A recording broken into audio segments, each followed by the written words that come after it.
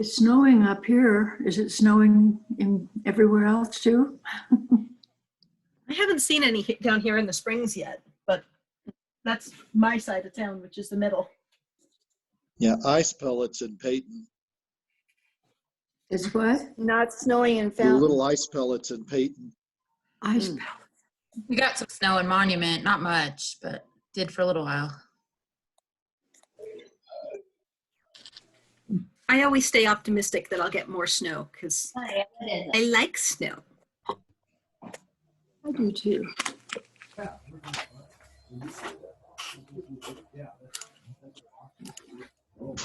I like it till it's time to check the cattle, then it's no fun. Yeah, taking the trash out, getting the migraines from the weather changes. There's plenty about it I don't like, but I love the idea of it. On the ski slope, it's great. Native Coloradan and I've never been skiing. Uh-oh. I skied once and I didn't like it. I always joke when I'm teasing my mom, when I was teasing my mom, that I don't ski because the last time and only time she went, she broke her knee. Ooh.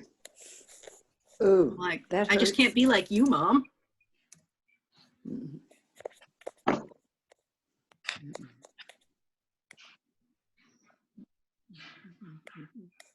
Hello, can you hear me? Yes. I can. Okay, great. I was on a Zoom call before this and I had no audio, so Oh, I don't know what happened, but it's working now. So great.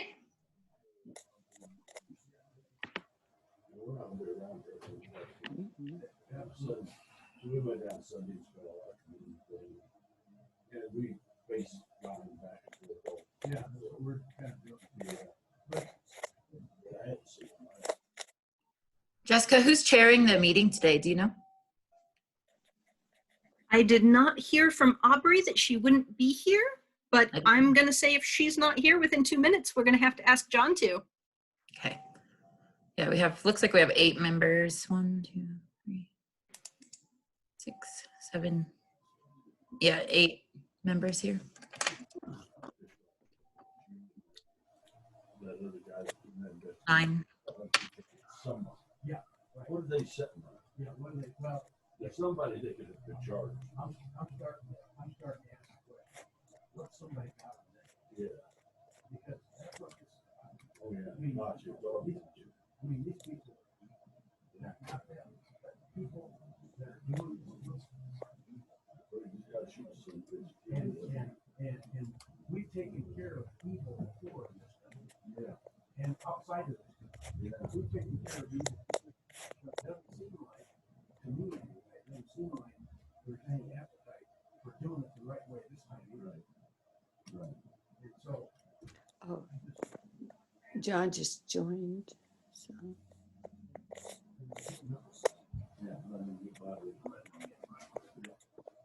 Good to see you. Take care. Okay.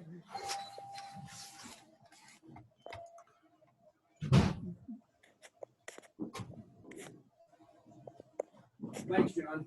All righty, I'll get that written up.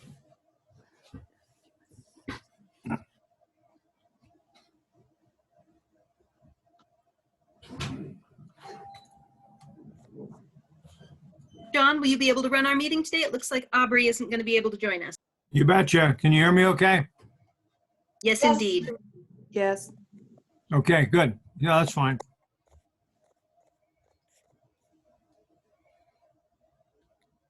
Tell me when you want to start. Now. No. Yeah, let's pull together and let Jess, once you call to order, we'll have Jess establish the quorum with introductions. Okay, well, we'll call to order and establish the quorum and all the introductions for the meeting for December 1st, 1920. 2020, I'm close. Aged 100 years. All right, so I'm going to go down the list of attendees and just name everybody that I see. You don't have to say here or anything.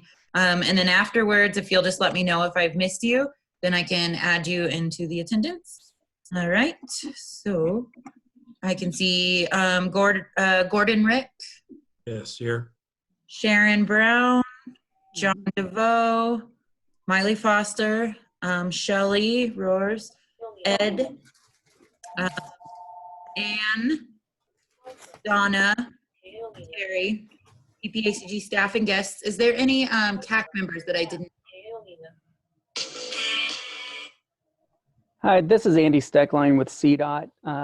Sorry, I was having some audio problems a second ago. I attend the TAC meetings as well for CDOT. Perfect, got you down. Fantastic. All right, so if that's all of our CAC members, then if you'll just remember to mute yourself when you're not speaking, that way we don't get any background noise. And then when making a motion, make sure to state your name. That way we can catch it for the recording and record those properly. And then if you're presenting and you have something you want to share, let me know. And right before you present, I'll give you the permission to be able to share your screen. And then I take that back after you're done. Okay, so I give that back to the chair.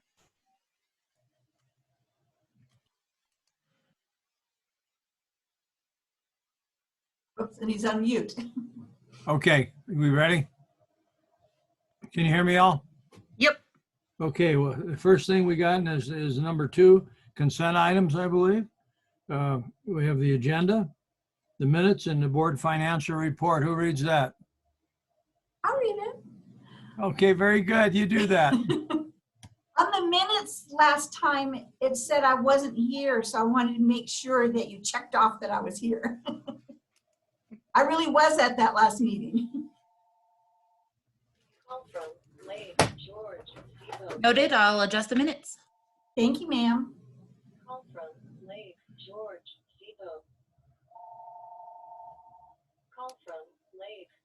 Does anybody want to make a motion? I'll move that we accept the consent items. Okay, do we have a Sharon second? Brown. Ed Dill, Sharon second. Brown, Mountain. We got a motion and a second, correct, Jessica? Yes. I think so. Okay, fine. All those in favor signify by saying aye. Aye. Opposed, sign. Aye. Okay, motion passed. We now go to public comments. The public can email general comments or comments regarding the agenda in advance of the meeting to PPACG Office Administrator. Do we have any public comments at this point? I received none by email. Okay, hearing none, we'll move on to item 4, the I-25 Gap Project update. I believe it's Paul Nealman from CDOT's going to tell us how close it is to being done. Paul, are you there? I'm not seeing Paul with us today. Okay, I guess we're not going to hear how close it's to being done. He's probably working on that report. Okay. We'll have him at our next meeting. Item B, traffic media campaign and general safety report. Jason O'Brien, PPACG Transportation Planner. Are you there, Jason? I am here. I'm ready to go when you are. There you are. You got the floor. Okay, thank you. Good afternoon. And Jessica, I would like to share my screen if you can do that. Go ahead and give it a try. All right.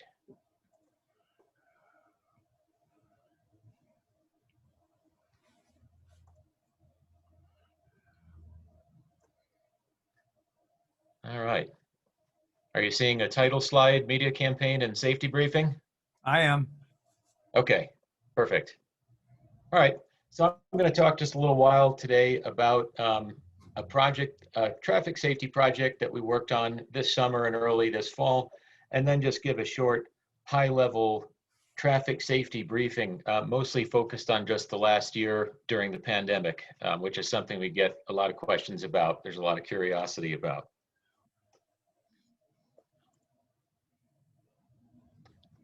So the campaign's a relatively small project compared to some of the construction projects we fund and some of the major regional plans we do, but still played an important role. It really started when we had that record-breaking fatality year in 2018. That's when the regional agencies started asking, what can we do? What role can we play in improving this situation? For 2 hours. So we had a little bit of a stakeholder process. We went around and we talked to some of our local county planners and traffic engineers, and as well as law enforcement and the State Patrol and CDOT. And what we were told generally is that generally what we were told is that there are budgets and processes in place for things like engineering interventions, for signage and other physical safety aspects, and for enforcement. But the thing that's really out of control, everybody told us, is just human behavior, driver decisions, and risky behaviors, and that's really not under control, and it's worsening. And so they asked if we could do something to address that, which led us to a traffic media safety campaign or public messaging campaign to talk directly to our drivers. So in June of this year, we got the project in our work program and were able to select Drive Smart Colorado to run the campaign. And we were lucky to have them because they're very experienced in this area. This is something they've done a lot of, and more than that, they're very well connected, have a lot of great connections in law enforcement, people they're able to talk to who are sort of the boots on the ground and can tell them what the problems are, as well as providing a lot of good data. CDOT and El Paso County also provided some data. And I'll go through a little bit of that process in a minute. The campaign was completed October this year, and a final report was generated. And this whole thing really is to play two roles. One is we really did want to improve the serious crash situation right now, but also to provide a test case for PPACG and any of our member governments who are contemplating doing a public messaging campaign like this in the near future. So one of the things we did was we wanted to get a good feel for the target audience we should be looking at and the issues our advertisements should be honing in on. And again, it was great to have Drive Smart Colorado because they know so many people in law enforcement and we're able to get such good data on how we should be targeting this. And the three issues that the data really pointed us to for the last year were distracted driving, drinking and driving on a motorcycle. I know that last one sounds very specific, but we'll get back to that a few slides down the line and talk about where that came from. And the data, which is our serious crash data, pointed us to a rather broad age range, 18 to 55-year-old male and female. And it's a common misconception that it's our youngest and oldest drivers that are pushing up the serious crash numbers. And this, in most years, is not true.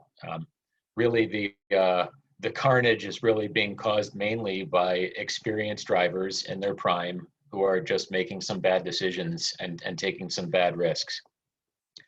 And last, the media that we chose for the ad campaign was social media as opposed to traditional media, television and radio. So why social media?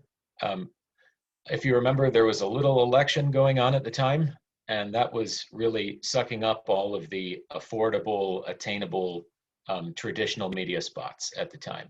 And second, there was a pretty big uptick in social media use since the start of the pandemic. So that's actually a better medium than it used to be, more cost effective, even without the pandemic, or even without the campaign. And this is a little graphic that we got from our consultant, Drive Smart Colorado, about increases in electronic behaviors since the start of the pandemic. And you can see that one of these is people are spending longer on social media, about 15% longer. And most of those surveyed also said that they plan to continue the new behavior into the future. And this graphic, as well as the others that I'll show you, are in the final report prepared by Drive Smart, and there is a link to that report in the memo for this agenda item. So it should be, if you look at the memo, there's a link to the full text of this report, and it's a pretty good one. It's pretty detailed. So what Drive Smart did was develop 3 ads to target the 3 issues that we got from the data. And what you see here are static posters, but there were also little videos developed from these. So these are, in those videos, these are animated and there's a little voiceover. And the goal of that was just to be as clear and concise and as attention getting as possible, but without the gore that you sometimes see with public messaging campaigns about traffic safety. Drive Smart works with people who are experts at optimizing social media ad buys, figuring out how you can get the best results, the most clicks, the most engagements for your advertising dollars. So we were happy to have that. And this is how the funds were invested. It was a $50,000 project overall. And these are the platforms that were used, the investment levels. So you can see Facebook, Instagram, YouTube, Google, Gmail, and Spotify. We were happy to be able to cover geographically our entire Council of Governments area and not just our federal funding urbanized area. So we got all of El Paso, Teller, and Park County. And I will say that I was very pleased and even shocked by the results that we got with the campaign. So out of our relatively meager budget, Drive Smart was able to generate 5.2 million social media impressions in one calendar month and almost 50,000 engagements, which means they engaged with the content in some way, clicked on it, opened it, or something. And there are far fewer than 5.2 million people in our region. So this means that, of course, a lot of people in our target audience saw the ads multiple times. I did myself. I guess I'm part of the problem demographic. So I was just watching YouTube videos on the weekend or something, and I had the ads come up 3 times for me, which means there's a much better chance of people remembering these and possibly changing their behavior based on them. So excellent coverage. I felt personally these were amazing results. A couple of observations and suggestions for the future. So media campaigns need to be repeated with some regularity in order to remain effective. We talked with certain people at CDOT who do media campaigns like this on a statewide scale quite often, and they say that they are highly effective, that they do see some bounce in the crash numbers when one of these campaigns is run, but that if there's no regularity, if it's never repeated, that eventually those gains are lost. And then, of course, media campaigns are more effective when they're paired with enforcement campaigns, which is something we're possibly looking at for the future.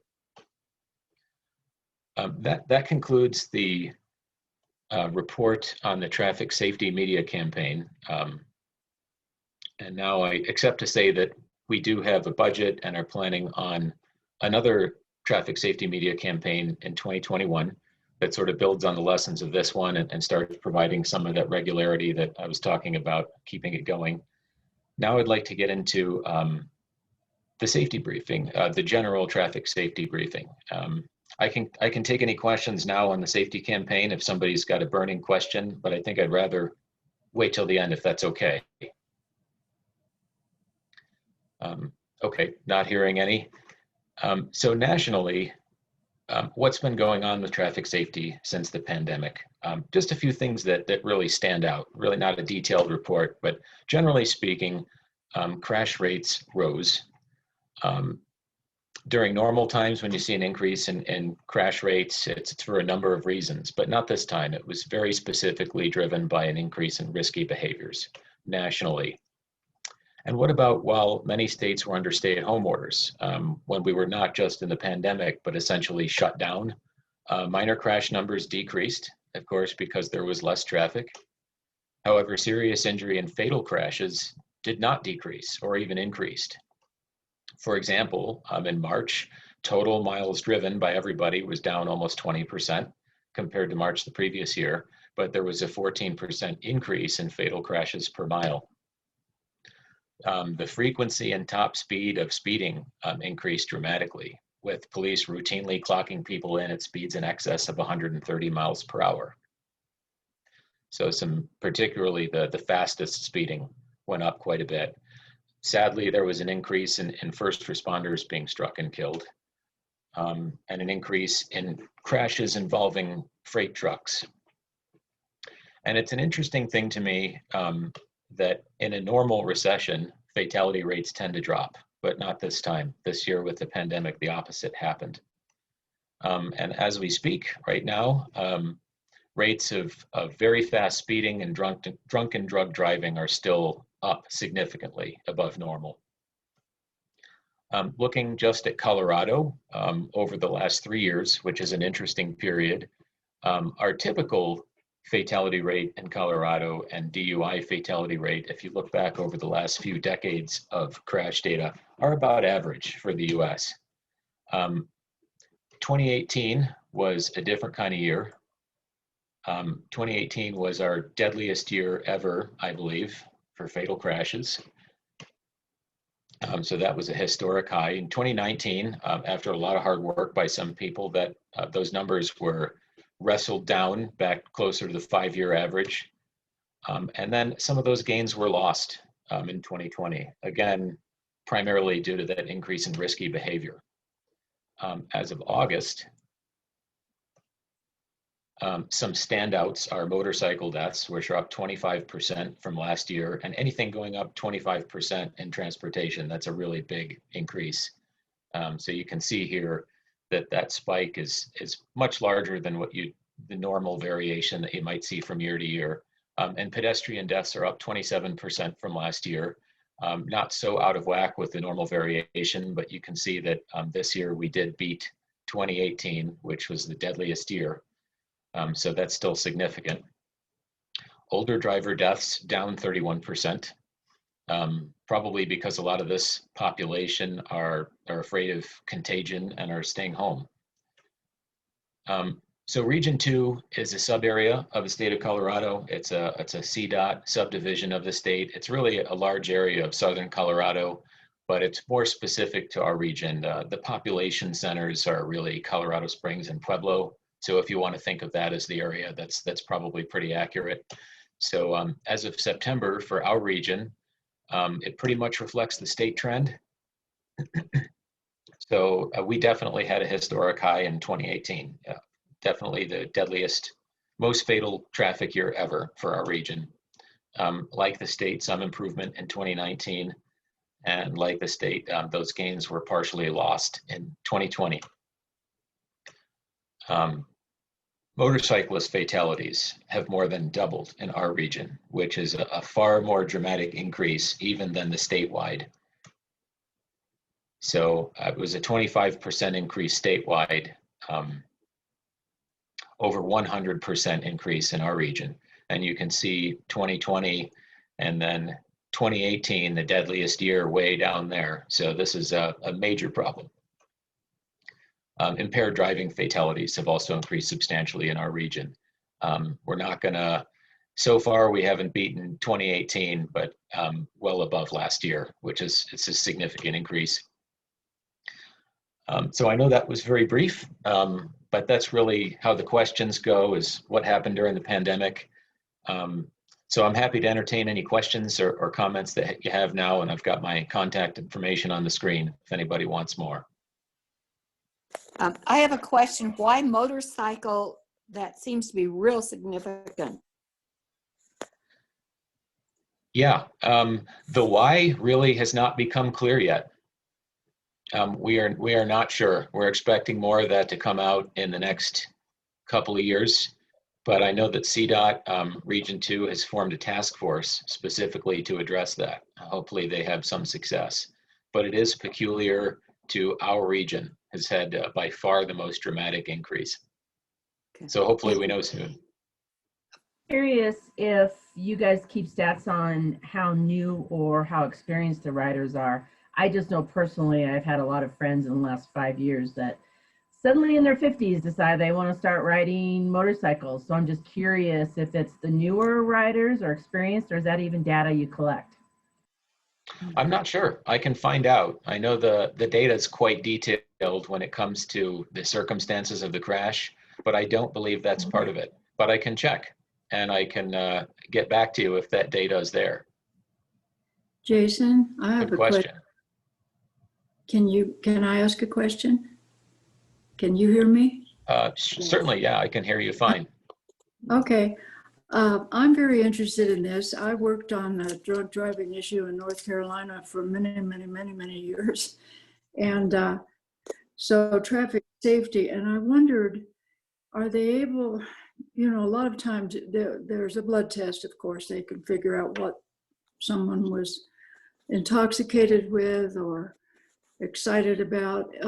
Are there any statistics on if marijuana is affecting people's driving behavior?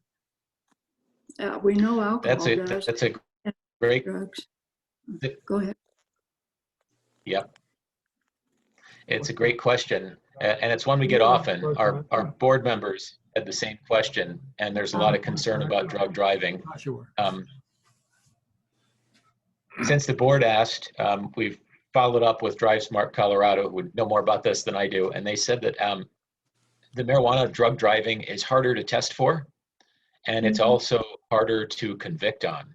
So if you're trying to send somebody to jail who's had multiple offenses, a lot of the time, the same people who are using drugs and driving, using marijuana and driving, are also drinking and driving. So it's frequently both. And it's easier to test for the alcohol, and it's easier to convict on alcohol. So that's usually what they go after, and it's why there's better tracking. But there is a lot of interest in drug driving, so hopefully we see more data on it in the future. But those are the reasons. It's tougher to test for, and it's tougher to convict on. So it's your odds are better if you go after the drunk driving charge than the drug driving charge. Yeah, I was also interested, you know, in the enforcement. We call it in North Carolina, the click it or ticket, you know, seatbelt use. They also had, with law enforcement, now I know you're not doing that, but they would have license checks. You know, someone would come off a highway and there'd be the cops waiting just to check your licenses. And they caught a lot of impaired drivers that way. So just an idea. Yeah. Thank you for what you're trying to do. Thank you. Oh, yeah. Thanks for your questions. Yeah, we're planning another one, so we'll hopefully check back with you soon. Okay. Jason, John DeVoe from Woodland Park. You hear me okay? I can hear you, John. You originally, in one of your slides before this one, you showed the national effect, what was going on nationally on that stuff. Does that stuff then tie into, like you had talked about before that, a organized law enforcement program that addresses those items to see if those numbers can be cut down? Because like you said, when you get a 25% or 25% increase on anything like that, and something's causing that, and does that take a long time to figure out what in the world that is? I can tell you there are some popular theories about it, but I think it will be a few years before there's any concrete studies. But it's a question we commonly hear, and because it's so logical, you know, let's figure out why this happens so that we can curtail it. But I think everybody's still catching up. The common theory about what's going on is that roads appear to be emptier, so people are driving faster, and they're underestimating the level of risk. And they're saying there's fewer cars, so it's not as risky to drink and drive. It's not as risky to speed. And so they're just doing things faster than they can react to them. They're underestimating the danger. And that's really the popular theory now. Whether it's true and whether the data and the studies over the next few years will bear that out, I don't know yet. I think a lot of people are still catching up. But it's a good question, and it's one we've heard before. People want to know why. Come back to us with that information periodically and give us an update on what's taking place, if you would. It'd be really. That sounds good. Okay. All right. I've got a quick question as well. As you talk about people being more under the influence of possibly marijuana, so are these accidents single car accidents, and the fatalities are due to the folks who are under the influence, or do we break down, you know, the single car versus multi-car, and I guess I would say the person that's responsible for the accident versus someone that is not responsible for the accident? Yeah, good question. And actually, there's a lot more data underneath what I've shown you today, just for the sake of keeping things short, and also just trying to gauge what you're interested in, and then probably bring you back more detail next time. But there is a lot more detail like that in the crash data, which we can cover in the future if you're interested. I don't know off the top of my head. I'm sorry, but it is there. Yeah, you know, you had mentioned that we have less vehicles on the road, but our, Yeah. you know, fatalities went up. So I'm just trying to correlate the two. So to me, logic would say that it's more single car accidents, right? Because there's less Yeah. vehicles, but then more fatalities. Anyway, just trying to Yeah.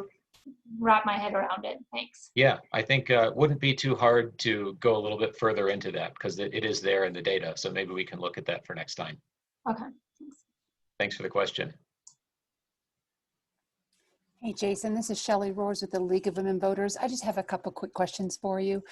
Is this the first year that you've done the traffic media campaign, or have you been doing this since the deadly 2018 year? It's the first year. Okay. It was a little bit of a long process. Okay. And so you said you were working on a budget to continue. What's the likelihood of that happening? It's highly likely. There are funds budgeted now, the same level for a similar campaign for 2021. So it's, I would say it's 80 to 90% likely. Okay. And then I have a question for the committee, I guess. Is anyone besides Jason, who is a target audience, actually seen any of the videos? Actually saw one on YouTube. No one else? Jessica, you're the only one? I saw a few of them on YouTube as well. And I think Facebook once. Okay, so I see two younger people, correct? Both Catherine and Jessica are our younger group on, okay. In the 30s. So yeah. Yes, ma'am, that's the younger group. Perfect. Thank I'll take you. it. Yes, I'm ma'am. 40s. I saw them 3 times on YouTube. Again, the younger group, I would consider you all the younger group, but perfect. Oh, okay, good. Thank you, Jason. I appreciate that. Okay. And we can come back to you as that's getting started as well, if you're interested. Any other questions for Jason? Jason, thank you. That was Thank you. that was really informative. That's been a very good report. Thank you very much for doing that. Thank you. Okay. We shall proceed on then. I believe the next item is action item. We'll start with number 5. Anything else before that? Hearing none, I'll keep going. Okay, PPACG 2021 Ozone Advanced Program. Samantha Bailey, Environmental Planner, you're up. Thank you. Jessica B., am I able to share my screen? Go ahead and give it a try. Great.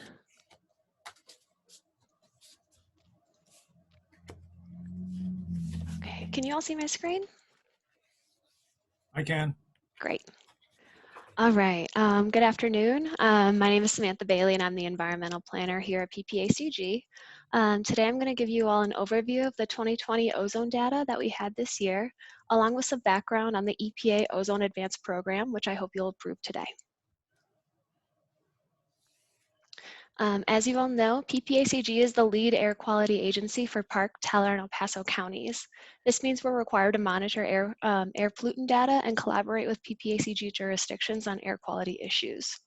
We do so by informing our board of directors, developing strategies through our PPACG Air Quality Technical Committee. We do this by using data from our 4 air monitors located in mostly Colorado and Manitou Springs, which take in emissions from 4 out of the 6 criteria pollutants from the Federal Clean Air Act.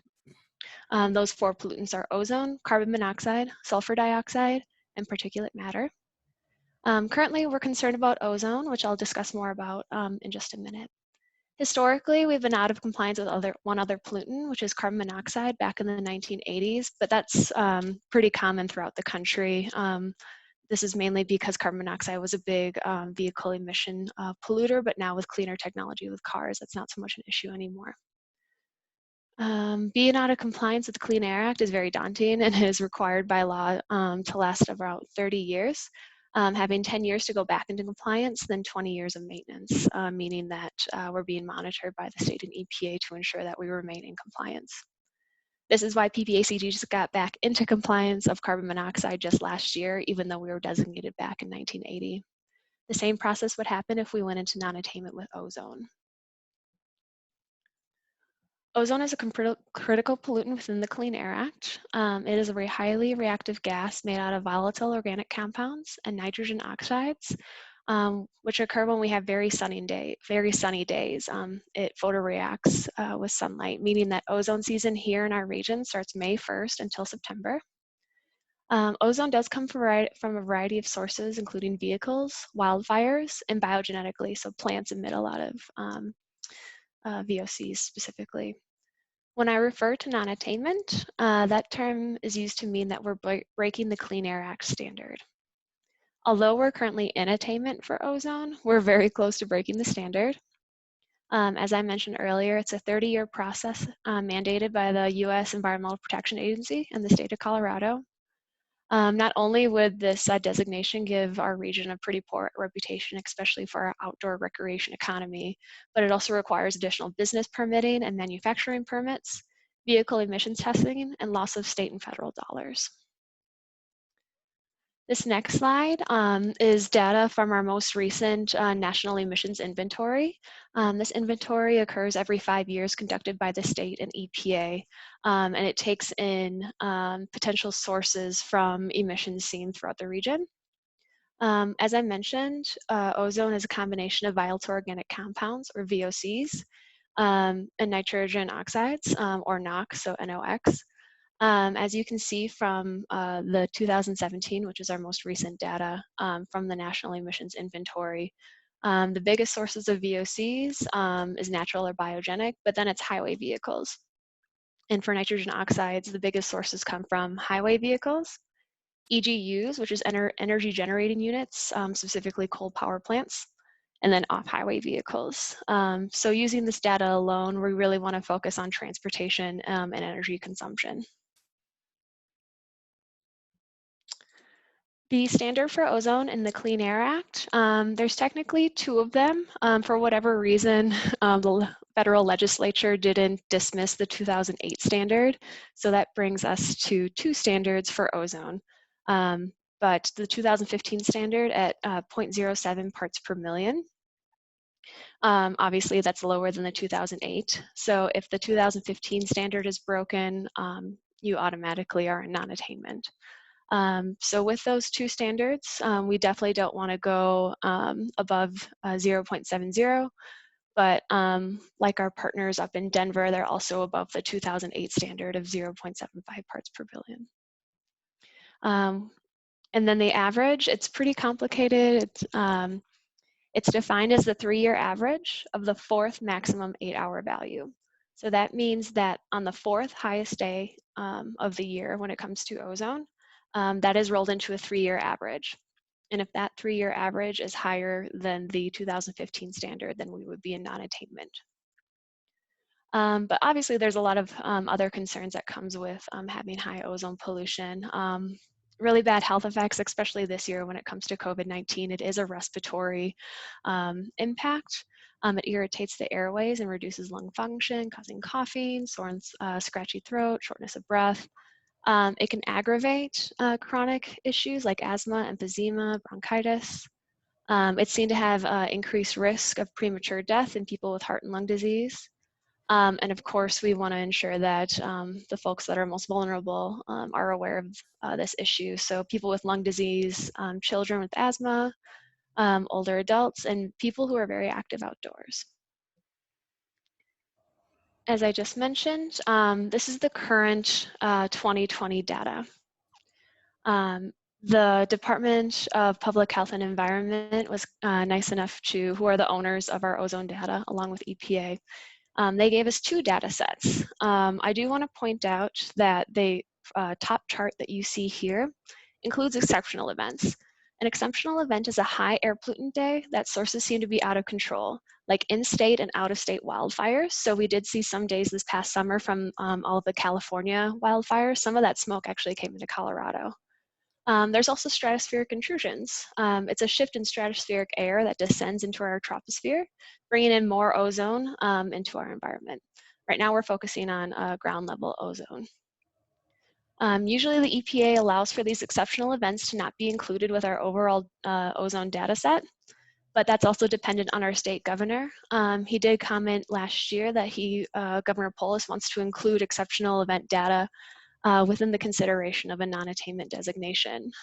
So that's why I believe last year Denver went into a serious classification versus moderate because they included that data. We won't know until the data is validated in early 2021, but I'll be sure to reach out with you all and ensure that you are aware of our ozone situation. But as you see here, we have 2 monitors within the region that monitor ozone, one near USAFA and one in Manitou Springs, including the exceptional event data. With the most recent average coming from 2018, we would be breaking the 2015 standard at 71 and 72 parts per million. Without exceptional events included, though, we would be under the standard, but not by much. So it is still a cause for concern, especially when we all know that the population of Colorado Springs is just getting bigger, which means more single passenger use vehicles going on and off the highway and more energy consumption. I also wanted to provide you with this trend map just real quickly. We are actually seeing an overall downward trend similar to our carbon monoxide, as I mentioned earlier. Vehicles are getting more clean or not using gasoline emissions, which is a cause of ozone. So switching to electrical vehicles is getting more popular. But as I mentioned, population is also getting larger. So we're seeing more traffic and more energy use. Also, as you see here with this red line, with the standard being lowered from 75 to 70 parts per million, that does impact this trend as well. So what is PPACG doing about it? I'm definitely the type of person that wants to do something and be proactive instead of retroactive. So we committed to the EPA Environmental Protection Agency Ozone Advanced Program. We committed in January of 2020, and it's a program that promotes local actions in attainment areas. So areas that are out of compliance, like Denver, can't be a part of this program.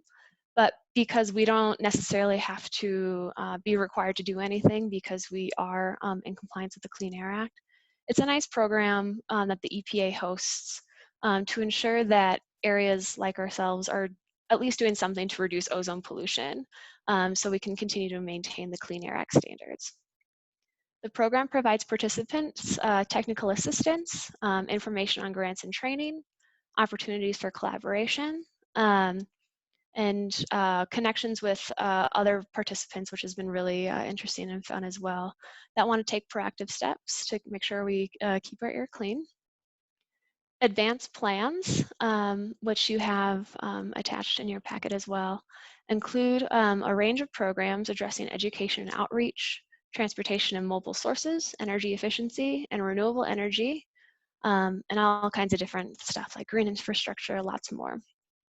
It is a voluntary program, but it is a nice way to not only give more program management and authority to our Air Quality Technical Committee, but it also has us report to EPA already our efforts to reduce ozone. And because of that, not only it gives us a direct partnership with EPA, but it could potentially give us a lower classification if we do end up going into ozone non-attainment. Which is huge. As I mentioned, there are different classifications when it comes to a non-attainment designation. Right now, Denver is in serious. Below that is moderate and marginal. If for whatever reason, if Colorado Springs ends up, high in a classification, because they're aware of the efforts that we're already doing to reduce ozone, we can potentially get to a marginal or a moderate classification, which means less requirements. There are a bunch of people participating in this program. A combined population of 45 million participants with more than 40 areas are participating in this program, but PPACG is the first organization in Colorado to participate. All that's required from us is to send EPA an annual report of our efforts, as well as future strategies. Since we committed to this program in January, our annual report is due every January. And as I mentioned earlier, the 2021 Ozone Advanced Program. Right now it's more strategies because this is our first iteration. But hopefully as we move forward with this program, we can talk more about the efforts that PPACG and our partners have conducted in previous years, along with planning for the next year. So how did we come up with these strategies listed in the program? Once PPACG committed to this program, the Air Quality Technical Committee met monthly to discuss potential strategies. The strategies listed within the program we felt are obtainable given the following challenges.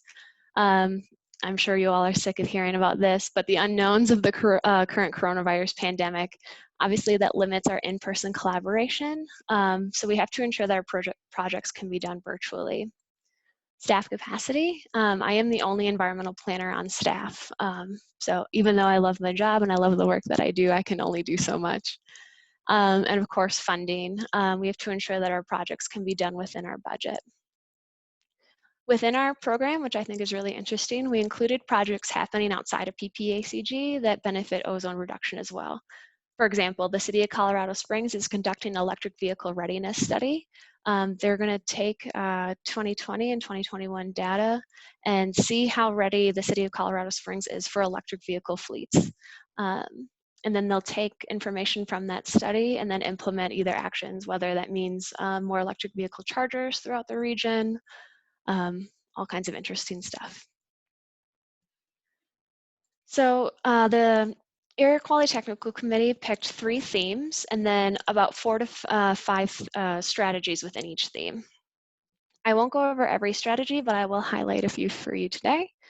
Obviously, outreach and education is so important so citizens throughout our region can understand our current situation. At the moment, air quality is not a topic discussed in local school districts, so we'd like to implement air quality lesson plans. Right now, this strategy is already in effect, which is really exciting. District 11 here in Colorado Springs agreed to start an air quality curricula with having PPACG like myself and other air quality technical committee members come into, I believe it's 4th graders and 7th graders during their earth science curriculum and come in and talk about air quality and specifically ozone. We're also collaborating with Colorado Springs Utilities for this effort. So PPACG will talk more about transportation. Colorado Springs Utilities will talk about energy reduction. We're also going to develop outreach toolkits to specific audience, like the general public, as well as the business sectors. We want to ensure that messaging is going across, all different types of people throughout the region. And so they understand either it's the health effects or maybe the non-attainment requirements that come from that potential designation. Data collection. Data collection and distribution was also a common topic discussed at AQTC. Ozone data is available from the state and to the public, and it's actually available in real time, but it's this like huge, really terrifying spreadsheet. So it's not very easily digestible, especially to the general public. We would like to take that data, including vehicle type data and transit usage data. These 2 are very common public inquiries I receive often. So I wanted to throw those in there with these strategies. Make it visual and comprehensible for the region to understand. I think the strategy that our group is most excited for is for our local business survey. We'd like to send a survey to local area businesses to gain their understanding of ozone pollution and the potential impacts it'll have on their business, as well as collect data to see if they're going to begin mitigation efforts. Especially after the pandemic, we'd be interested to see who out there is going to begin teleworking. As I mentioned, transportation emissions are huge, so having more people telework will definitely reduce our ozone emission efforts. And then, of course, administrative. We're going to be on the lookout for funding opportunities to better support this program, hire interns to support this program, but to also share knowledge and experience to students who are interested in environmental work. And I think that'll also better support our program because, like I said, staff capacity is pretty limited. So having more folks out there getting the word about our program, I think would be really beneficial. And then research into air quality studies. Our group is interested to learn more about the potential non-attainment impacts to our region, and our partner Council of Governments in Texas conducted an economic impact assessment of potential non-attainment designations. We'd like to apply that same research to our region. I believe Texas, specifically, they're called the Capital Area Council of Governments in Austin and surrounding suburbs. They found that if they went into non-attainment, it would cost their region's economy over $40 billion over the 30-year designation process that it takes.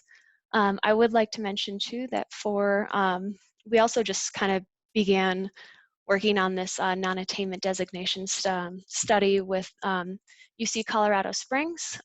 They have, I believe it's a program, it's like Bachelors of Innovation. So they take STEM students and business students and try to kind of be more proactive when it comes to STEM and business work.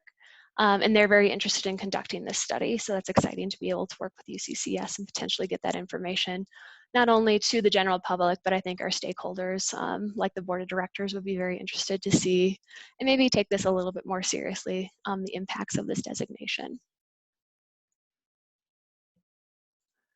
And with that, I'll take questions. I know I kind of went through a lot for you today, so feel free to refer back to a slide and I can take you to that. Anybody have any questions? I do. This is Shelley with the League of Women Voters. Hey, Samantha. Thanks for Shelley. being here.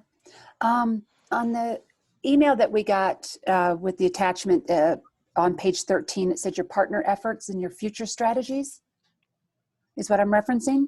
Okay. Under CSU, I believe was one of the partner efforts. Yes. Of course, we all want to know how realistic is the Martin Drake Power Plant no later than end of 2022, Ray Nixon no later than end of 2029, and the Birdsall plant retirement no later than the end of 2034. What is that? I mean, is that realistic? Are those dates, are we going to get there?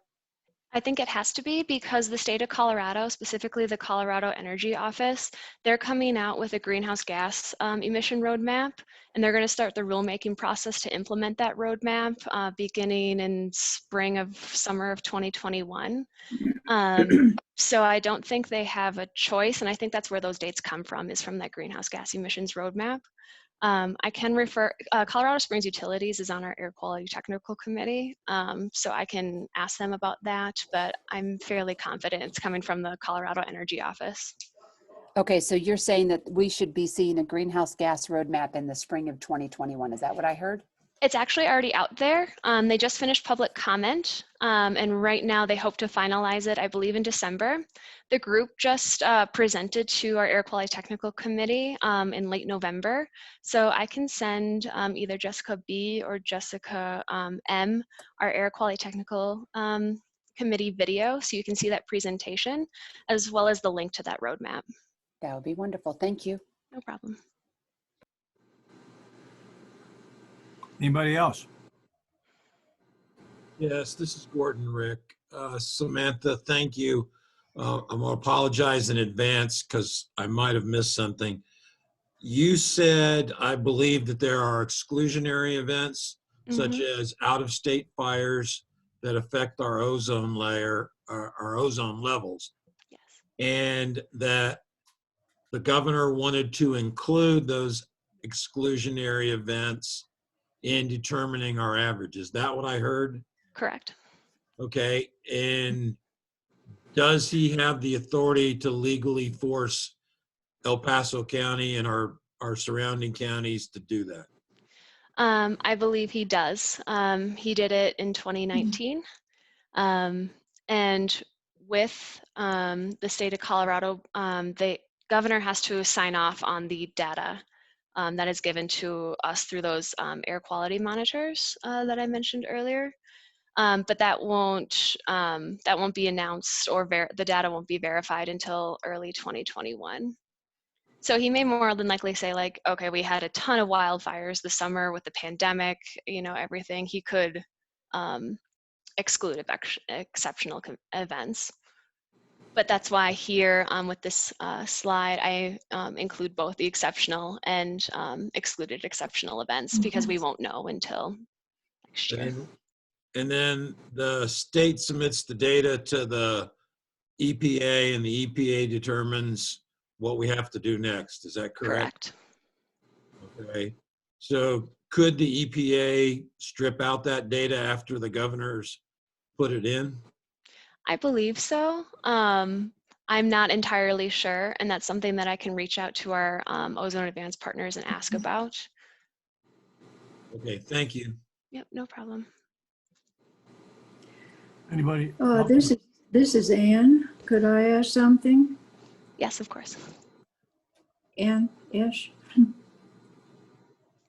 you hear Yes. me? Go Yep, ahead. I can hear you. I just wondered if the governor included that, changed that rule, like you said, included other things because of fires, because we're at great risk in Colorado for those problems. And that might open us up to getting more grant money to help mitigate that problem. It would help air quality and water quality because the fires are affecting both of those. So I just thought, well, maybe that's why I did it. Yeah, and I think a part of it too is, as you can see here, even without those exceptional events, our ozone levels are fairly high. We're just 2 points away from the USAFA monitor to be out of compliance. So I don't know if he's doing it so we can take more individual responsibility as a state. I can look more into it. I know that there's a couple articles when he announced this last year. And I know it hasn't been done in previous years just because there hasn't been a party at the state that's been interested in environmental issues. So I know that Governor Polis takes air quality seriously, especially like I said, Denver went into non-attainment for ozone in 2016. So it could be a part of that effort as well. Yeah, that's bad as the population increases and you get temperature inversions and all those things going on. So. And Colorado Springs is growing. Yeah. Yeah. Thank you. Thank you very much.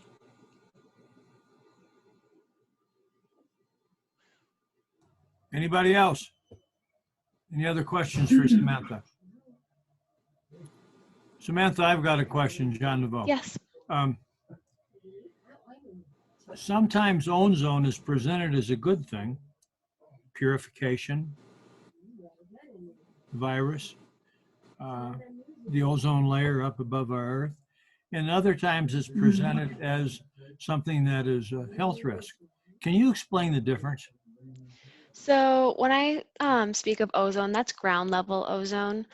Ground level ozone, so in our troposphere, isn't good. I mean, there's always going to be a little bit of it from vehicle emissions, but when you get a highly congested area like Denver or potentially Colorado Springs, when you have people within that area, and then including the mountains, which kind of act as a wall almost, that ozone tends to stay. Now, when you're talking about stratospheric ozone, that's the ozone layer that kind of protects us from sun rays, but there's obviously not, living organisms in the stratosphere. It's just a layer. So that's why there's a difference between ground level versus stratospheric ozone. But there's also ozone machines. I have one in my office that you turn on at night. They don't want you to breathe it. And it goes through this place and purifies the air and kills all that stuff, and you turn it off when you come back and open the office in the morning. I'm not aware of those. I can definitely look more into it and get back to you. Because there are machines that do that. Okay. Because I've got As one. I mentioned, it's very congested ozone. Okay. All righty. Thank you. Anybody else? Okay. No other questions? We'll get a new report from you before this next year's over with, and you'll be back talking to us again. Absolutely. And this is an action item. As I mentioned, before this goes to the board of directors for approval in December, we have to submit this to EPA in January. That's when it's due. So that's why I brought it for you today. Okay. So at this point in time, we'll need to have a proposal amendment, a second, and not an amendment necessarily, but an approval of this. Is that what you're saying to us at this point right now? correct? Correct. Okay. Does anybody like to make a motion for us to approve this in a second and send it on? Okay, this is Miley. I'll go ahead and make the motion to approve the Ozone Advanced Program Plan. Great, thank you. How about a second? This is Donna Wood from NEPCO. I'll second. Thank you, Donna. Okay, I've got a motion and a second on the floor. Everybody that's in favor of this signify by saying aye. Aye. Aye. Opposed, same sign. Motion carried. Thank you all so for your much. time. Okay, now we have Catherine Winger, Senior Transportation Planner on TIP Amendment number 7. Hi, good afternoon, everybody. So, as you've heard before, we have TIP amendments. So this is a TIP amendment request for our fiscal year 21 through 24 TIP amendment number 7. I'm not sure if there are any new members on that don't know what the TIP is. Just quickly, it's our short-range transportation improvement program that lists any federal funds that are going to be spent in the region in the next 4 years. And so every once in a while, we do need to make an amendment based on requests we receive or changes we need to make. And so this is one of those. So this one is coming from a couple of emails that were sent out to our TAC members regarding availability of some FY21 and 22 STP Metro funds, and then also some FY21 TAP funds.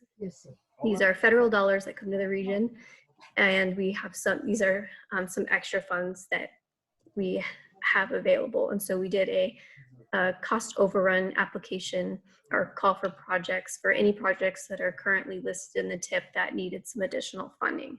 And so we did receive 3 applications for those funds. And then we held a project selection workshop with our tech members to do recommended allocations for those. And so the 3 applications and recommended allocations are for Monument, MMT, and El Paso County. And I'll go over those really quickly. We have Monument for their Jackson Creek project. They have, there are some unforeseen aspects and costs, so they're requesting additional funds to go towards that project. We have MMT and their Transit Planning Studies project, which is a general kind of pool for projects for planning studies, but they wanted additional funds of $200,000 in TAP so that they could utilize those for a Southwest Chief and a Front Range Passenger Rail study for a stop in Colorado Springs. And then finally, we have some local match replacements for El Paso County are the next 3 items in the table you see for wetland bank, for their wetland bank, their Arnold Bridge, and their El Paso County ADA inventory improvements.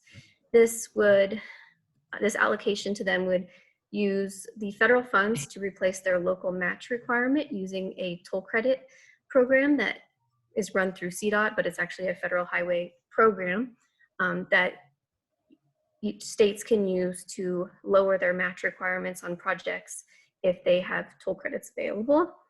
And feel free to ask me more on that. And I think John's on the phone too, and he's better at explaining that if we need to. And then finally, we have the last request is from PPACG, our aging area. You've actually heard from Laurel Cruz. She almost said Kilpatrick, but she's Laura Cruz now. She's running our new 5310 program that's moved over from MMT. And so this amendment will change the listing in the TIP from MMT to PPACG, and then it will add in some of the roll forward money that we have from years, let me make sure I get that right, from fiscal years 19 and 20, and then also update some of the allocations in years 22 through 24 based on some FTA estimates. We've been getting a bit more than we used to estimate for, and so those few out years are just estimates, so we may come back to you later to update those as well. And that covers the amendment. I'm happy to take any questions. Anybody with questions? Seeing none. I'm Okay. sorry, and I have excuse me? a question, Catherine. Go ahead. This is Shelley. Under the TIP Amendment 7, right? Under the PPACG one, is that what the listing under at the bottom, is that right? Correct. That's the last one on the table. Yes, ma'am. So it says the plan that goes along with switching funds from MMT and PPACG. Do we get to see that plan, or is that something that we can look at, or what does that actually consist of? Let me just see what you're talking about. I'm not seeing the word plan that you're talking about, but the plan is the TIP, which is a Transportation Improvement Program. And so currently in that document, the 4-year document, it lists MMT as the primary or the subrecipient of those funds, and they allocated it. So now it's moving to PPACG to be that, to be the subrecipient, and we'll be able to allocate those to the local partners. Does that make more sense or help? I think so. It's a big increase, right? Because you're taking on all of that additional responsibility. Is that correct? Correct. Yeah. So the money's not changing per se. That's the same, nearly the same amount that MMT got for the program. We're just you're managing it. Exactly. Understood. Okay. Just wanted clarification. Thank you. Of course. Thank you. Anybody else have something? If we do not, at this point, since it's an action item, we'll be looking for a motion and a second to pass this along as well. This is Terry Hayes. I would like to move to approve amendment number 7. Thank you. Do we have a second? Shelley Roars, seconds. We have a second. We have a motion and a second to take this item and pass it along. And all those in favor signify by saying aye. Aye. Aye. Same sign. Motion passed. Catherine, you're still up. You got another one. I do. Me again. Okay. All right. So this is a request that is more unusual, but still necessary. So this is a request from Monument to update one of their roadways federal functional classification system. And so this classification system is what the federal highway uses to determine eligibility for federal fundings, amongst other things. They also do it for roadway control and make sure that certain levels of roadway are at certain standards. So highways, principal arterials, and so on. And so every once in a while, there is a need to change these or update these based on either changes in the roadway system or whatever it may be. In this particular case, Monument, the roadway probably could have been updated a while ago, but it just was recently noticed that it needed to be updated in order for them to be eligible for federal funding in our TIP document. And so this request is for their Jackson Creek Parkway roadway, and they would like to change it from a local road, which is ineligible for federal funds, to a major collector, which is eligible for federal funds. And based on the CDOT manual, which outlines general situations and functional classification requirements, the PPACG agrees with this update request as well. And so in the memo, there is actually a link to that full CDOT manual for how those requirements and those updates can be requested, but I'll do just like a quick overview of kind of the process of this change. So first is to read this guidance document that CDOT has, and then the local agency, in this case Monument, will ask the MPO for the official request, and then we'll take it through our committees for approval there, and then we send it off to CDOT for their approval, and then finally it goes to Federal Highway for their final approval, and then it goes into the system to be eligible.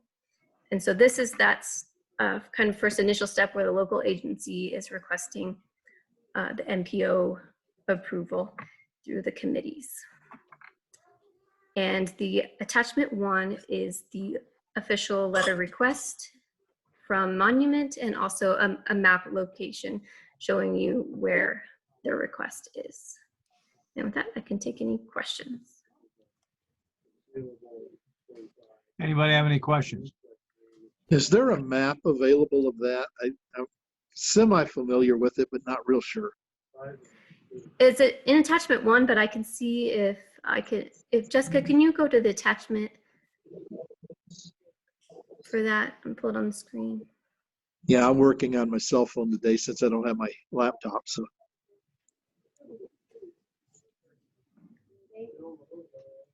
See, I don't see a, oh, there she is, Jessica Bechtel's on.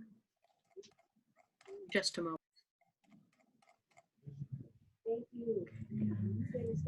And to give you a general idea, it's obviously up in Monument, and it's between State Highway, I believe 105 and Baptist Road.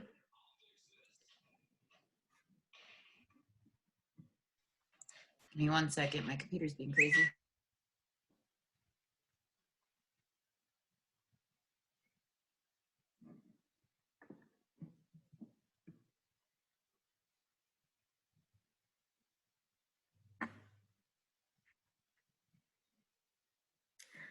So yes, if you all can see that, the line in green is Jackson Creek Parkway, and just to the north is Highway 105, to the west is I-25, and to the south of it is Baptist Road.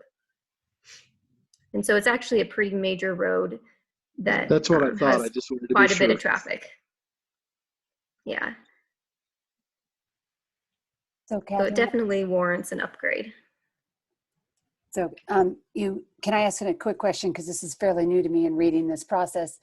This is Shelley again. The reason for this is so they can get funding, correct, for a road that is currently not classified as a way to get this specific type of funding. Is that correct? Yes, that is correct. And the reason for this funding is specifically they've said it is new development, plan development, and improvements to that road. So basically developers have gone in, and now this road is basically outpaced itself. Is that correct? Basically, yes. And the listing in the tip right now for the project is for a widening. The southern portion from about Higbee to Baptist has already been widened to a 4-lane road. And so now this portion is to finish that and expand it to a 4-lane as well. That expansion south of Higbee was tip money? No, that was actually in another kind of district. I can't remember what that district is called. But it was not federal or PPACG funds. That was the Tri-View Metropolitan District. Thank you, exactly. So again, based on development and things that have been built around there, they're asking for a way to expand it when developers didn't do it? Correct. Based on, okay, thank you. Yeah, I'm not sure, what kind of deals happen with that, but yes, there is a development going on, but they're also expecting a large increase in traffic, or they've already had a large increase, and now they're expecting even more by, in the next 20 or so years as well. Thank you. It's a common road when you, if there's traffic problems on I-25, very often Google Maps will refer you to that road as an alternate to I-25. So I could see as traffic increases on I-25, just because of that, traffic could increase on Jackson Creek Parkway too. Yes, it definitely is probably considered an alternate route. And I'll also say that this roadway would be eligible to be upgraded regardless if they wanted to use federal funding as well. We periodically will go through all the roadways in the system and see if there's upgrades needed for these. And this road would be classified, would need to be classified higher regardless of whether Monument needed the funds or not. So, and actually that's something we're going to be looking at in the near future is the entire region and if any other roads need to be upgraded this way as well. As someone that lives up here and drives that road frequently, it is very, very busy. And Malay, you're very correct that when I-25 has something happened to it, this is definitely the alternate that they send people. And it really, the 4 lanes that TriView did is wonderful, but this last little bit has to be done to really make it a viable thoroughfare. So having said that, I would actually like to recommend that we approve the functional classification change for Jackson Creek Parkway. I'm sorry, I'd like to ask another question about funding. Are there other multiple sources of funding, or is this the only, you, Catherine, kind of started the road of saying it could be designated as funding from somewhere else. Is that correct? By changing this road, it seems like, it seems like we're making a way around it where the bottom portion could be also the same people, or is that right or not? Well, the bottom portion actually is in a separate area. So it's controlled by the TriView and the funding there. So this isn't eligible for that kind of funding. It's by the town of Monument. And for federal funds, you actually have to have a local match portion. So this one would be 17.21% of the total cost of this project will be paid for by Monument or another local source. And I believe the planning director actually said that there is, I'll have to double check on this, so don't quote me on it, but I believe he said there is actually some developers willing to help out with the cost of that match. So I'll double check, but I do believe he said that. And so this is the big portion will be federal funds that are allocated by PPACG, but there are other funds that will go into the project. Thank you. Anything else, Donna?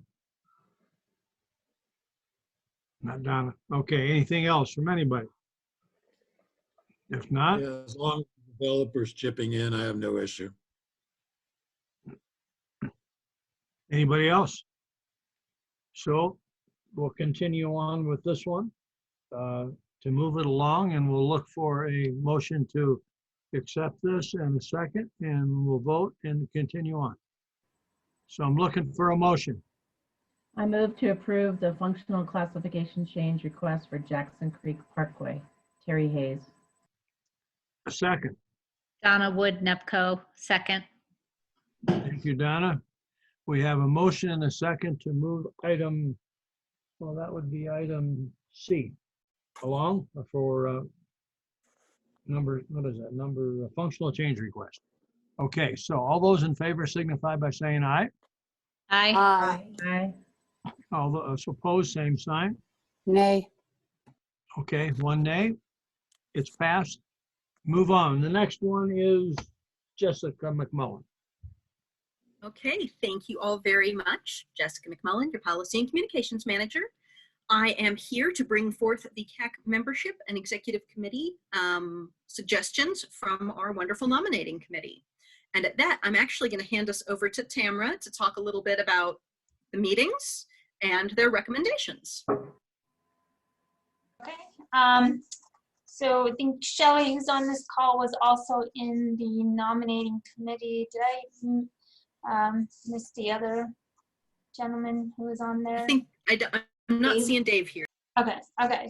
So we had just excellent candidates. It was a very difficult decision, but also very excited because I think, Jessica, correct me if wrong, the folks that we did not select for the at-large, we are highly recommending them to their local agency to recommend them and have them be part of our CAC. That's right. We sent them on to Teller County and to El Paso County, suggesting that those local governments may want to review some awesome candidates. Yeah, and I think it would be wonderful, and Shelley, jump in if you want to add anything to that. With that said, the two candidates we'd like to recommend for the at-large position for CAC is Dr. Paul A. Wiggins Jr. and Mr. Gary Schubert. They both come with very unique and highly skilled set of experiences, and I think would add significant value to the CAC as at-large candidates.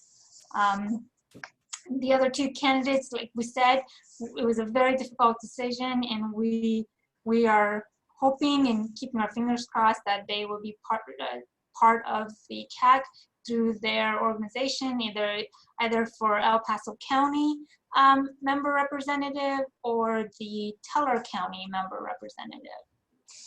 And I don't know if I need to add anything beyond that, Jessica. That covers the first bit of our citizen at large. And now I'm going to ask you to go to the executive committee. All right, and that's easy. Again, thanks everyone so much for interviewing and participating and throwing your name into the hat to be leading and joining the CAC. And for our the next chair leaders, we have John Duvall. John, I hope I said your name correctly, as the chair. We recommend Maylee Foster as the first vice chair, and then Carol Campbell as the second vice chair. Is that anything else? I'm like, are there any questions or any thoughts that anyone would like to add? Otherwise, we'll point you in the direction of the proposed motion.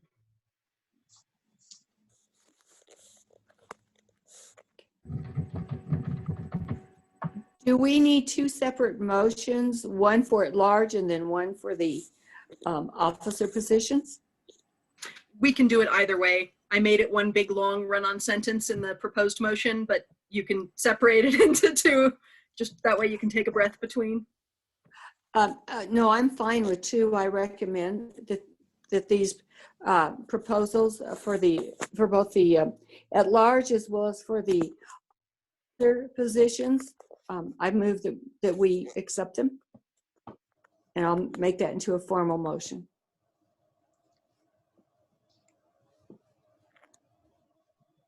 So do we have a second for that? Am I allowed to second? I was going to say, can I second?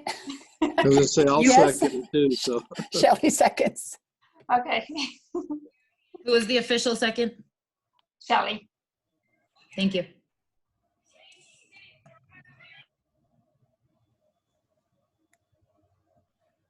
Somebody call a question. Oh, okay. Don't we have So for any questions, we have a motion on the table and a second. Any questions, further discussions? No. Okay, then I guess I will call for vote, or John, do you do that?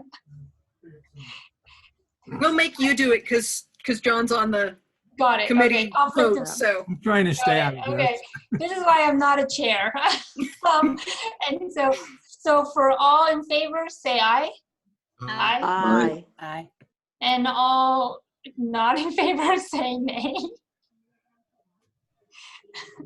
All right, I'm so glad that, so that motion has passed unanimously, and I'm so glad my last day and my last meeting, I got to run a vote.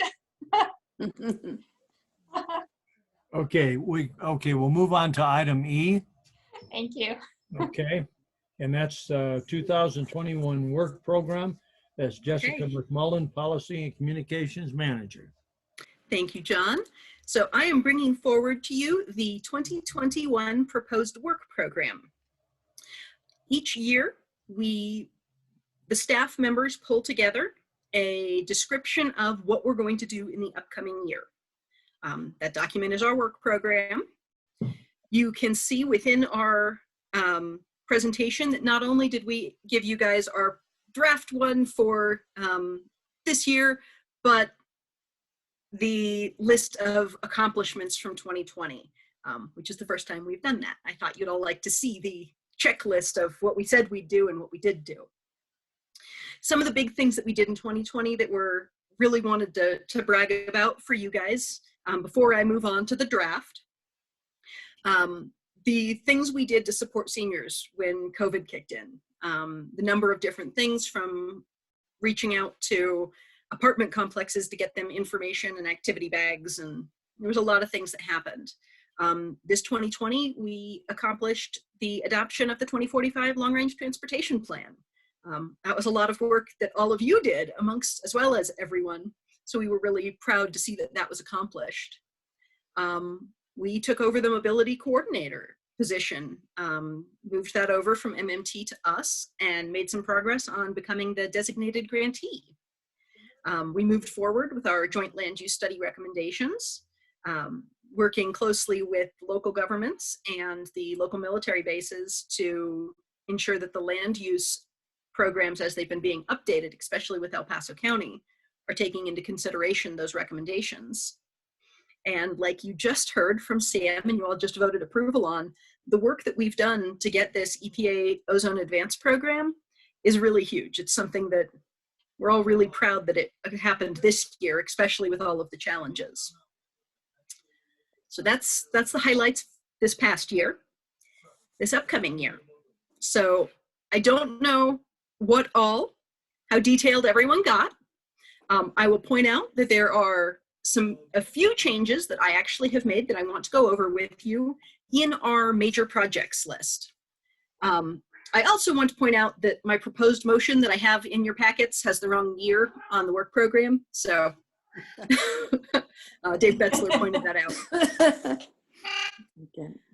Okay, so the major projects for 2021, and these are going to be the ones that we come back to you in November, December of next year and say, okay, these were the most important things we told you we'd do. Continuing to provide support for the senior community, updating the Area Agency on Aging 4-year plan. That's a requirement at the state level for Area Agency on Aging. When they did their last one, they had not had a strategic plan in place. 4 years ago, they didn't have a number of the different aspects we have going now. So that's something I really want to pull out for all of you. The Colorado Springs Commission on Aging is in the process of transitioning over here to the Area Agency on Aging. And they'll become a regional instead of a city-based. Transportation, some of the big ones I want to pull out for you guys are the 2050 long-range transportation plan update begins. We get one done and we start the next. We're going to be doing a tri-county study, possibly including a freight study, that'll really help us look at farther than just the MPO, which is very exciting. The traffic safety education and coordination that Jason talked about earlier, that's going to be one of our big things for next year. For the joint land use study, we're going to be pursuing new grants so that we can continue to pursue opportunities and implementation of the suggestions in that study.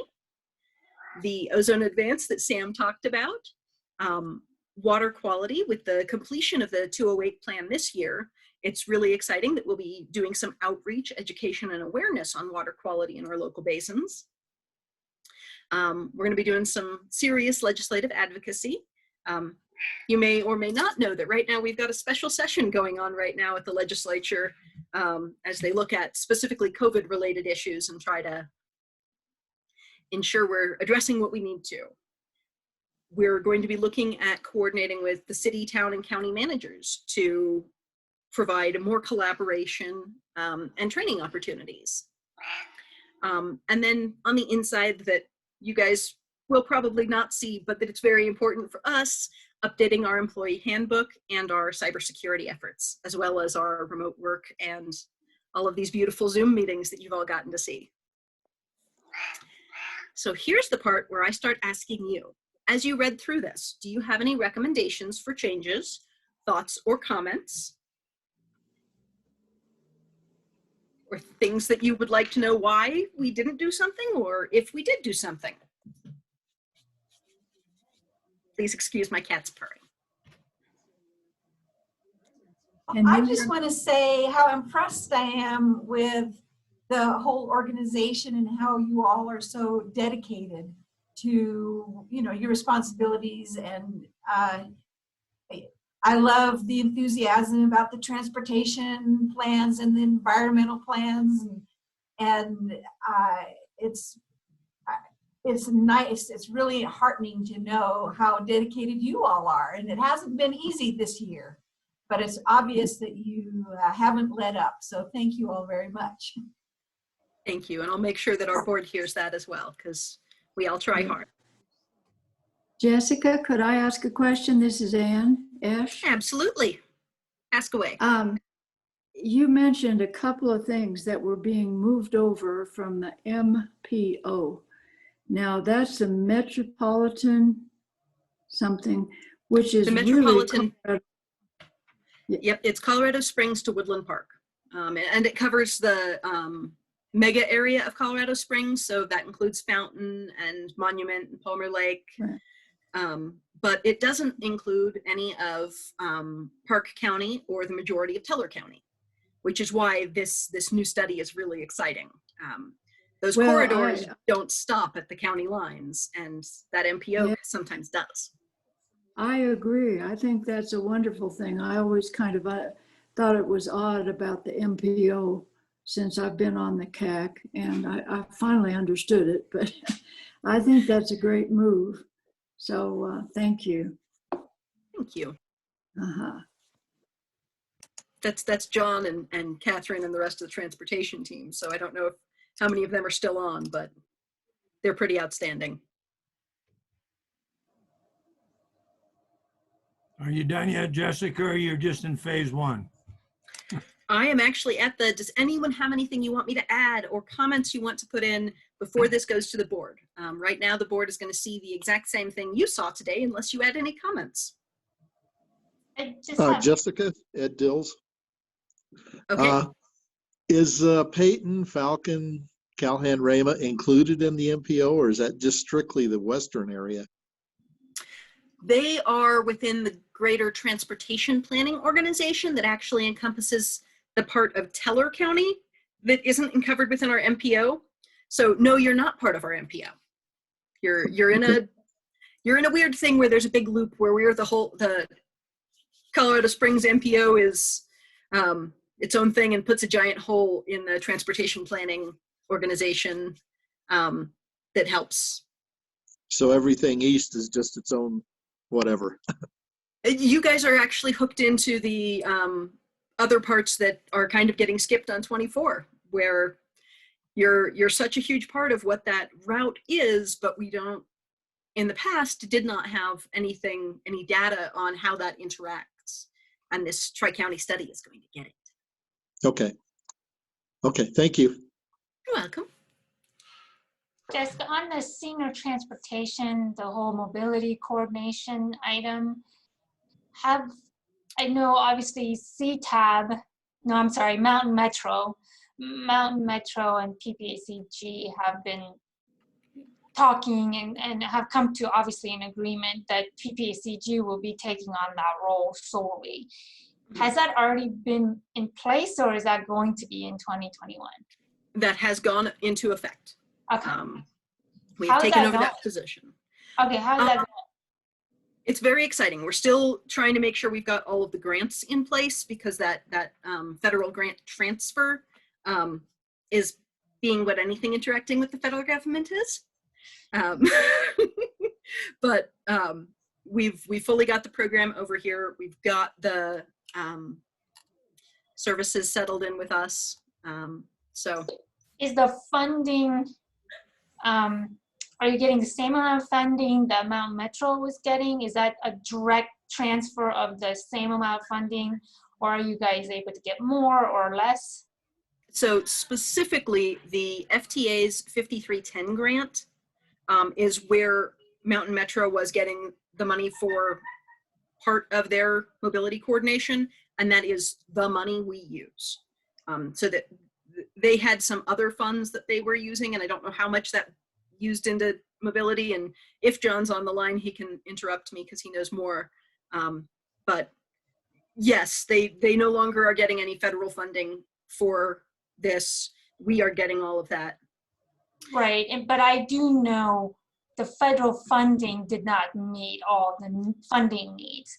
So I know Mountain Metro had another set of funding, their own budget allocated to go towards that, the senior transportation. And I'm just curious, are you guys able to function and provide the same level of service with just a federal grant, or are you guys having to use some of the PPACG's funding to supplement that grant? You have asked more detail than I actually possess. You are beyond my knowledge depth. If you send me an email, I will get you the information and we'll follow up because I know it's something you're interested in. Yeah, I think this is something for me that it has been a conversation, a struggle I think our community has had for very many years. And I feel it's our senior citizens that are getting the short end of this stick. And I just want to make sure that with this transfer of responsibilities that our seniors are getting served, if not as well, better, because that was the whole goal of this, right? To serve them better. And what I guess am concerned, or I think about is whether their level of service will be met. Hopefully exceeding what their expectation is. So I'll shoot you an email. It's not an emergency item. It's just so I can just leave knowing that this has been put to bed, I guess. So. Well, and I will say that some of the RAC funding, the funding that goes through the RAC, oh, Laura's on here and she's asking, can you guys hear me? Laura is our mobility coordinator. So she is the one who knows everything. Okay. But and Laura, we cannot hear you. Yeah, so maybe Laura, I'll hook you and Tamara up, or. Okay, sounds good. Thank you. That was my only comment on you guys' program here. Thank you. Any other questions? I'm sorry, Jessica, under the transportation portion, I believe where you list under major projects for 2021, transportation is one of those. It's traffic safety education, which Jason was just talking about. Where can I find that section down below in the breakout? Am I missing it? Give me a moment. Yes, ma'am. I just want to make sure there's one of the things listed under his product sections that we discussed. We do not call it out because under transportation, those products, the major anticipated deliverables, are what we say we're doing in the UPWP. Okay. Someone smarter than me knows that acronym and I don't have it off the top of my head. Unified Planning Work Program, which is what we tell the feds we're going to do every year. And so those deliverables highlight that, which is also sometimes why we pull things out in those top priorities that may not be listed in other places. Okay, thank you. Glad to help. What do we do next, folks? Looks like a member discussion to me. Well, I need a vote on this for a recommendation, whether you guys recommend approval of this to the board or not. Well, let's go to the same drill. We need a motion and a second, okay? This Do is we have Shelley. anybody want to make a motion? This is Shelley. I make a motion that we approve Jessica's recommendations and their plan. And a second. Tamara Okay. seconds it. Tamara seconds it. All those in favor signify by saying aye. Aye. Aye. Aye. Opposed, same sign. Motion carried. Now we're on Thank you all. member discussion. Anybody have anything for the good of the order? I know Anne had one that she wanted to chat about. Ann, you're up. What was that? When I was talking. I know in member discussion, you had a commission or committee going on in Green Mountain Falls you wanted to chat about? Oh, this is what that is. I thought we were voting on this other thing. Well, is this member comment? Is that what you said? Member discussion. Yes. I'm so sorry. Anyway, in Green Mountain Falls, we're struggling with fire mitigation. It's very overgrown, much more population than ever was. So the trustees have established a fire mitigation committee. And so far there are 3 of us. I am one of them. And so we're just getting started. We'll have our first Zoom meeting on Thursday. But if the PPACG or any of the members or staff have any ideas for how to get grants for that type of work, we're going to have to involve private people to take down trees and so on. This is going to be rather difficult. But I just wanted you to know that it'll be a local effort. We have 890 residents in our little town, and that's all. But I think we've needed it. I had my trees cut down 20 years ago, and I was one of the very few that did that. So it's worse now. So thank you. You don't have to put all that in, but just the fire mitigation. And if there are any grant opportunities, we're going to be looking into that if PPACG has any ideas. Thank you. Hey, Ann, this is Donna Wood from NEPCO, and we are working with the National Forest Service. No, not the National, Colorado State Forest Service on grants and doing fire mitigation, et cetera. So as we finalize that information, I can send you the contacts and then you can speak with them. That's great. You're up in the Woodmore area, Monument and all that, right? Yep, Monument. Mm-hmm. Yeah. Okay, great. Thank you. Sure, no problem. And John DeVoe. Yes, John.